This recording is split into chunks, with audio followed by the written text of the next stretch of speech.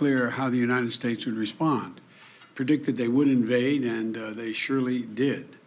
We said we'd not send U.S. troops to fight Russian troops in Ukraine, but we would provide robust military assistance and try to unify the Western world against Russia's aggression. I said I would impose powerful sanctions on Russia and that we destroy this myth that somehow they can continue to move without the rest of the world acting. That we deploy additional forces to defend NATO territory, particularly in the east along the Russian and Belarus borders. That's exactly what we said we would do, and we did.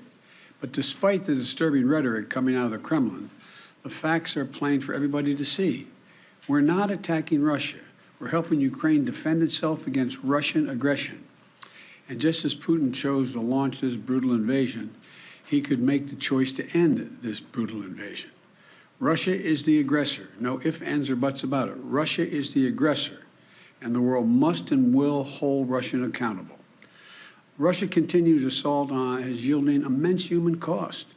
We've seen them leave behind horrifying evidence of their atrocities and war crimes in the areas they try to control. And as long as the assaults and atrocities continue, we're going to continue to supply military assistance. And I might note parenthetically, you know, there's a dinner this weekend, Celebrate the Press. Think of what the American press has done, the courage it's taken to stay in these war zones, the courage it's taken to report every single day. I've always had respect for the press, but I can't tell you how much respect I have watching them in these zones where they're under fire, risking their own lives to make sure the world hears the truth. Imagine if we weren't getting that information. It'd be a different world. It'd be a different circumstance. In the past 2 months, Russia launched its brutal attack and has moved weapons and equipment to Ukraine. We've moved weapons and equipment to Ukraine in record speed. Thanks to the aid we provided, Russian forces have been forced to retreat from Kyiv. Doesn't mean they're not going to try to come back, but they've retreated thus far. We've sent thousands of anti-armor, anti-missiles, helicopters, drones, grenade launchers, machine guns, rifles, radar systems, more than 50 million rounds of ammunition. The United States alone has provided 10 anti-armor systems for every Russian tank that is in Ukraine, 10 to 1. We're providing Ukraine significant, timely intelligence to help them defend themselves against the Russian onslaught. And we're facilitating a significant flow of weapons and systems to Ukraine from our allies and partners around the world, including tanks, artillery, and other weapons. That support is moving with unprecedented speed. Much of the new equipment we've announced in the past 2 weeks has already gotten to Ukraine, where it can be put to direct use on the battlefield. However, we've almost exhausted what we call, the fancy phrase, the drawdown authority that Congress authorized for Ukraine in a bipartisan spending bill last month. Basically, we're out of money. And so that's why today, in order to sustain Ukraine as it continues to fight, I'm sending Congress a supplemental budget request. It's going to keep weapons and ammunition flowing without interruption to the brave Ukrainian fighters and continue delivering economic and humanitarian assistance to the Ukrainian people. This so-called supplemental funding addresses the needs of the Ukrainian military during the critical weeks and months ahead. And it begins the transition to longer-term security assistance that's going to help Ukraine deter and continue to defend against Russian aggression. This assistance would provide even more artillery, armored vehicles, anti-armored systems, anti-air capabilities that have been used so effectively thus far in the battlefield by the Ukrainian warriors. You know, and it's going to deliver much-needed humanitarian assistance as well as food, water, medicine, shelter, and other aid to Ukrainians displaced by Russia's war, and provide aid for those seeking refuge in other countries from Ukraine. It's also going to help schools and hospitals open. It's going to allow pensions and social support to be paid to the Ukrainian people so they have something in their pocket. It's also going to provide critical resources to address food shortages around the globe. Ukraine was one of the world's largest agricultural producers. It typically grows 10% of all the wheat that's shipped around the world. Putin has asserted sanctions are blocking food from Ukraine and Russia getting on the market, the sanctions we've imposed on Russia. Simply not true. Putin's war, not sanctions, are impacting the harvest of food and disrupting the movement of that food by land and sea to nations around the globe that need it. This funding is going to help ease rising food prices at home as well and abroad caused by Russia's war in Ukraine. It's going to help support American farmers produce more crops like wheat and oilseed, which is good for rural America, good for the American consumer, and good for the world. And this supplemental request will use the Defense Production Act to expand domestic production and the reserve of critical materials like nickel and lithium that have been disrupted by Putin's war in Ukraine and that are necessary to make everything from defense systems to automobiles. And I hope Congress will move on this funding quickly. I believe they will. I want to thank Congress, Democrats and Republicans, for their support of the people of Ukraine. And next week, I will be in Alabama to visit Lockheed Martin plant that manufactures the Javelin anti-tank missile we've been sending to Ukraine, and to thank the American workers, thank them for producing the weapons that help stop Russia's advances in Ukrainian cities like Kyiv. Their hard work has played a critical role in ensuring Putin's strategic failure in Ukraine, and they should know that we know it. In addition to this supplemental funding, I'm also sending to Congress a comprehensive package that will enhance our underlying effort to accommodate the Russian oligarchs and make sure we take their ill-begotten gains. We're going to accommodate them. We're going to seize their yachts, their luxury homes, and other ill-begotten gains of Putin's kleptocracy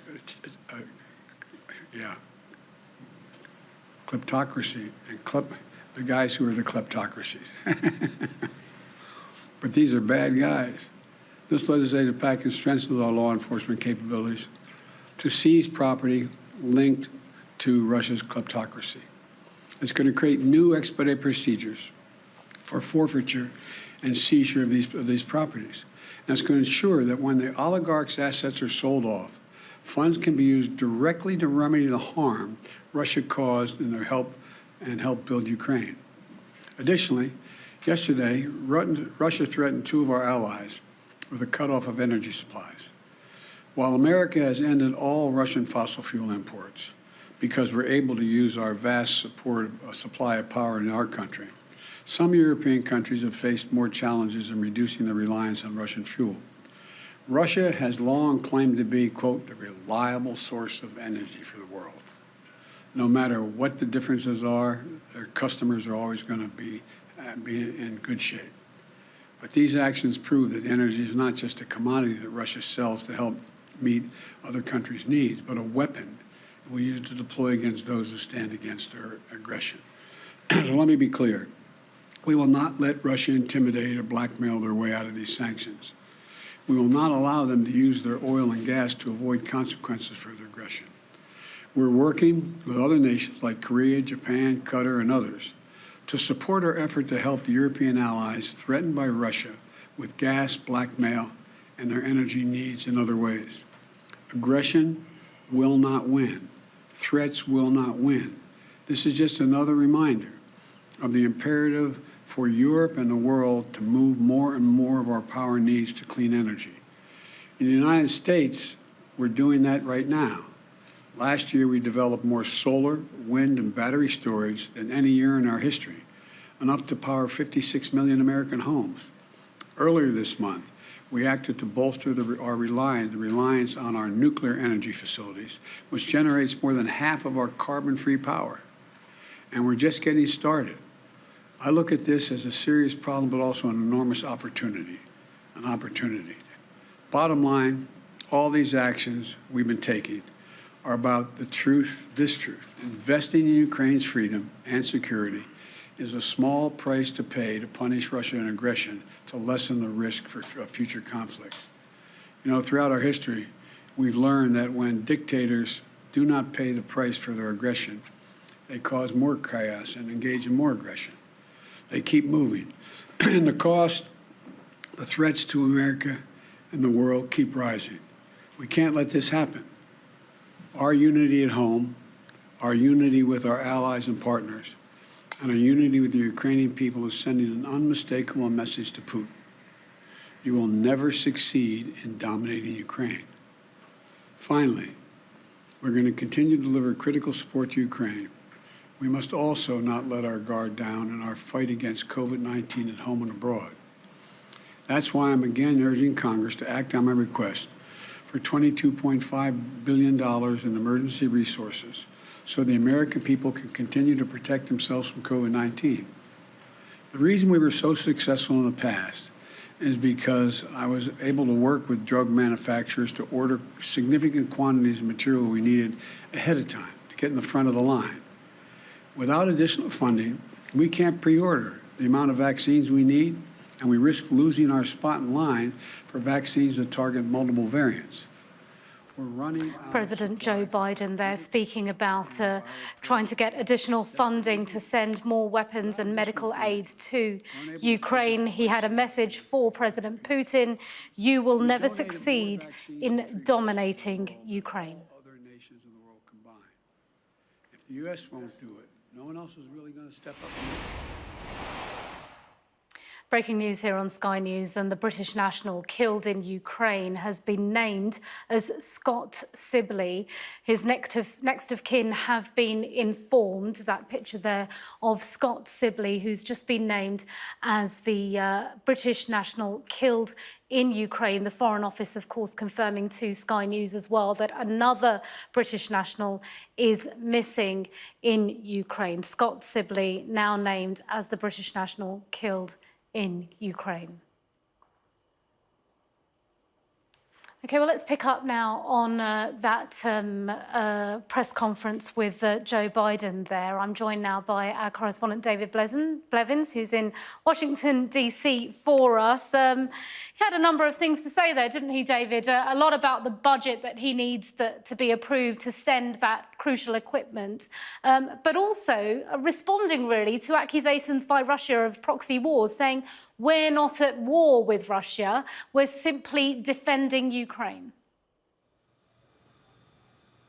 Yes, let's just perhaps start by summarising that aid package. He's asking Congress to sign off on a staggering $33 billion, $20 billion of it for military aid alone, $8.5 billion for economic assistance, $3 billion for humanitarian aid, and $500 million for domestic food production assistance. That's because of a global shortage of crops used for the production of food that's eaten here in the United States. It's an incredible amount of money. He also wants to impose further sanctions. That's despite the fact that he's already imposed heavy sanctions on Russian oligarchs, the kleptocracy, the word he stumbled over a little, and on President Putin's ex-wife and daughters here, and on the wife of the Russian foreign minister. What he wants to do now is impose further sanctions and ensure that what is forfeited is used to aid Ukraine. I think what really we've learned in the last few minutes is that the president is hopeful of bipartisan support for this aid. And that in itself is a shift when you consider that just 2 or 3 weeks ago, his opponents on the Hill were criticising him, describing him as gaffe-prone and risking exacerbating the war by appearing to suggest Russia should remove President Putin from office and talking about the possibility of US boots on the ground. It tells us he's not deterred by threats from Moscow that the United States will face unpredictable consequences if it continues to arm Ukraine. And I think it also tells us that they know they're in this for the long haul. Since assuming office, President Biden has given $3 billion of aid to Ukraine, $2 billion in military assistance in the last 3 weeks alone. The scale of what he's now asking Congress to approve tells us that he thinks this is going to go on for a while, and it's something he wants to see tidied up and resolved, perhaps so that he can begin to focus a little more on the domestic agenda as we approach the midterms. And David, about this ramping up of rhetoric between, NATO members and Russia. Russia very keen to try and put this on some kind of proxy war. They're also threatening, of course, that to strike outside of Ukraine as well, because the British Defence Secretary said that Ukrainians could strike Russia using Western weapons. There's a lot of talk back and forth and concerns about this spreading beyond Ukraine's borders.